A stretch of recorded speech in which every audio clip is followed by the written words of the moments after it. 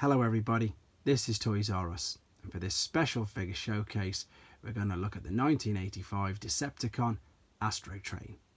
Now there were 3 Decepticon triple changers, but only 2 were released in 1985. One was Astrotrain here and the other was Blitzwing. The 3rd triple changer, Octane, was released at a later date. What we're going to do with this video, we're going to have a look at him in all of his modes. We're going to have a look at things you need to be aware of if you have to purchase one for yourself. And of course, we're going to look at the packaging as well. So let's get started. Here he is, Astrotrain. Now you can already tell that the stickers play a big role on this. So if you are looking to get one yourself, you do want one with some good stickers. The lovely, as I say, sharp ones there on the inside of the tail fin, the Decepticon logo above it, really nice. Now as for in robot mode, there's not much for him to do. However, while we're talking about articulation, he does have a ball and socket shoulder joint. Although he's got very tiny arms, as I say, he's got full rotation there in his shoulder joint. And the interesting fact about this is he was one of the very first Transformers that actually had that in the toy. So although it's industry standard now, and you'll find that most of them, if not all, as I say, have ball and socket joints, this one was one of the first. So there's a nice little interesting fact with regards to there. You also want to, as I say, have some nice paint apps there on his eyes and on the top of his head. If you've seen my Mexican variant, which is just behind him opened, you'll know exactly what I mean about that looking really nice. So I'll just quickly turn him round. It's important to make sure that these, as I say, the little bits of the wings are on the back, but obviously not for robot mode. And you can see there that on the back, important for train mode, that these are there as well. I'll show you exactly what they are in a second when we turn him into the train. But because these are obviously hidden at the back, sometimes you don't know if they're there. So if you are looking to buy one yourself, please make sure you ask for pictures of him in all 3 modes, because here he is in train, and these bits again can be snapped off and hidden. You would never know in robot mode if they weren't there. So this is the train mode. Again, quite impressive for the time. It really, as I say, is very basic though. It does just look like a train, although it's got huge rocket boosters at the back, which obviously remember them being used in the movie.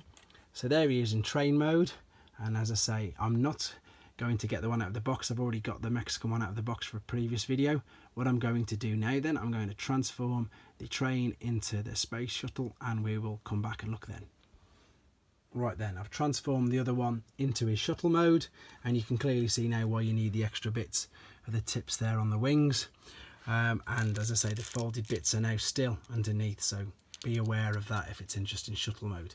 The space shuttle mode is really good, to be fair. There is a Japanese variant where, as I say, it's black and white colours. I haven't unfortunately got one of them yet. And talking of variants, if any of you remember or have seen the original promo catalogues that came with him, there he was as well. They're a bit more obviously screen accurate colours, especially from the movie. And there was actually a version of this released by eHobby a lot later on, a couple of decades after, to be fair. But that was the promo catalogue, and of course he looked nothing like that. Also as well, I've just forgot to tell you, he's actually got Blitzwing's weapons in his hands there. But yeah, that was never released, and that was on all of the, as I say, catalogues at the time. So let's have a quick look again. So there he is in his space shuttle mode. I prefer, to be honest, I display them in space shuttle and in the robot. The train doesn't really have much going for it. It's a very basic mode, but it's a good concept. As I say, you know, who'd have thought a train, a robot and a space shuttle? Very good concept.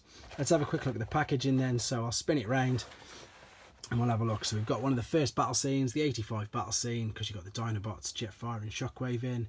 So say all your Wave 2 Transformers there. And as I say, I've already done a video on this. This is the Mexican variant as well. And as I say, I've done a separate video on that. He is as good as mint in sealed box, and that's why I haven't got him out and transformed him anymore. Apologies for that. Right, quick recap then. There we go. 1985 Decepticon Transformer triple changer. Used a lot, especially in the Transformers movie as well. He's a cool figure to have, and as I say, he displays really well, especially in the 2 modes you can see there. I hope this was informative for you. I hope it brought back some lots of nice memories, and take care and subscribe for more.